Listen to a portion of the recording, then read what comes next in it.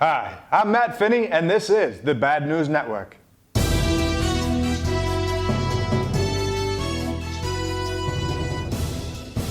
Forest fires in the Brazilian Amazon have been gaining international attention this week.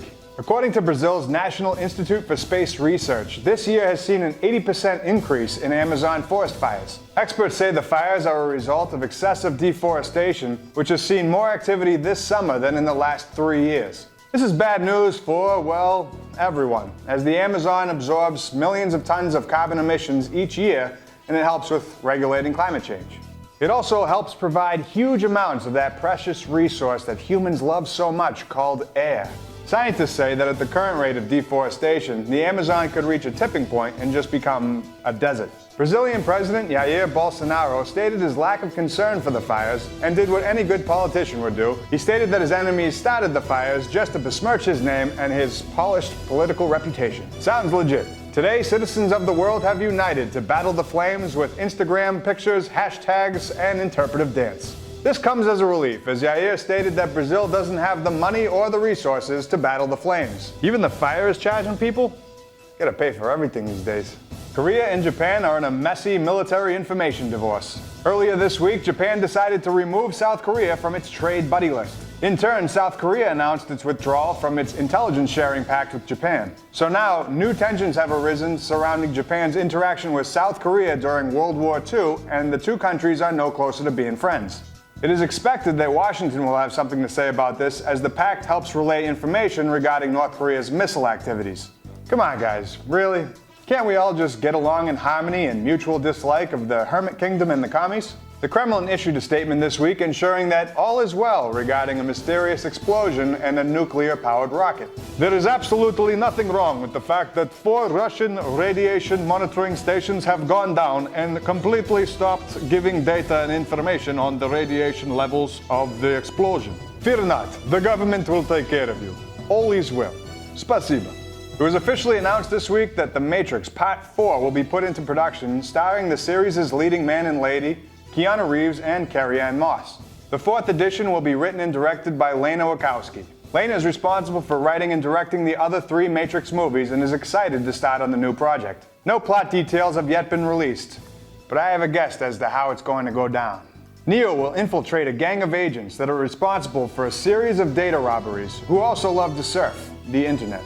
His plans to take them down get complicated when he falls in love with one of them. Then he jumps out of a perfectly good airplane to prove that he's not a filthy leg, but he's caught by a World Wide Web. But you know, it's all just speculation from here. Marvel Studios and Sony have reached an impasse in their negotiations to continue doing Spider-Man movies. But Nick Palmisano is just waiting for the damn Silver Surfer to show up. As September approaches, 2 million people have signed up to storm Area 51. Another 1.5 million people listed themselves as interested.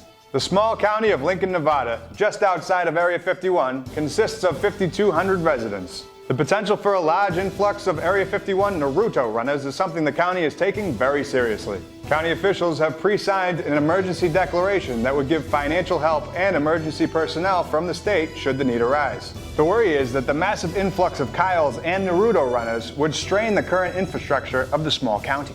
Also, the amount of joules produced by that many Kyles on that much monster energy would overload the power system indefinitely. The U.S. requested that a Huawei executive be arrested in Canada this week. The U.S. intends to extradite her and charge her with fraud and sanction violations on Iran. Naturally, China wasn't thrilled about this. In what is being viewed as retaliation, 2 Canadians were arrested on espionage charges shortly after the arrest of the Huawei executive. The Canadians got the news after they arrested the Huawei executive, to which the Canadians responded, "No way!" Sorry. The US and China both denied that the arrests are politically motivated, to which the rest of the world collectively rolled all of its eyes. Astronauts Nick Hague and Andrew Morgan installed a new docking port to the International Space Station. The port is to be used by SpaceX and Boeing after they start launching astronauts to the ISS later this year. This docking port marks the second of such ports installed for commercial crew capsules on their way to the ISS. The first one was installed back in 2016. The second is a replacement for one destroyed back in 2015 after a SpaceX launching disaster. This spacewalk was the first for Morgan, who moved into the space station a month ago. Haig's mother reportedly delivered home baked goods to the mission control guys halfway through the mission. It is reported that Haig could be seen flipping them off in a jealous rage all the way from space. In wholesome news this week, Officer James White, who is an avid fisherman, was saved by his dog after he reeled in a shark on his fishing line. James was unsure of what he was reeling in, but he knew it was big. When the shark finally broke the surface, it was close enough to take a chunk out of James's arms and puncture an artery. It was at this point that James knew he needed help, and he started yelling to the other fishermen in the area, but nobody could hear him. That's when James's 1-year-old pit bull named Darby jumped into action. He somehow opened the passenger side door of the truck, ran down the beach, jumped in the water, swam out to him, and attacked the shark. Darby's first bite landed behind the gills, which actually made the shark bite down harder. The second bite was on the shark's tail, which made him release. That's one good boy, if I do say so myself.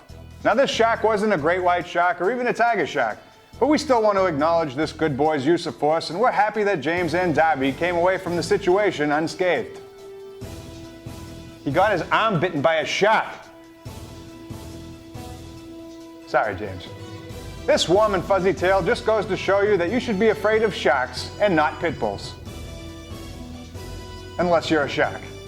And finally, in Florida news, 58-year-old Todd Beavers faced off with another Florida man wielding a samurai sword. Beavers had been jogging through his neighborhood when he came across what he described as a pile of trash. He spotted a dump cart that he thought he could use and took it back to his house. He was followed back by another Florida trash picker who unsheathed a samurai sword and commenced his Wu-Tang sword attack. Beavers indicated that the man was being recorded by his house cameras, and the samurai retreated into the broad daylight. Shortly after, an unidentified woman walked up and just took the cart from Beavers. Police have not yet identified the assailants, but are happy that no harm came to Beavers in that hairy situation. And with that, I'm Matt Finney, and this is the Bad News Network. Our news is at least as bad as the news you're getting already, and if you're going to bite a shark, make sure you bite it in the tail and not behind the gills.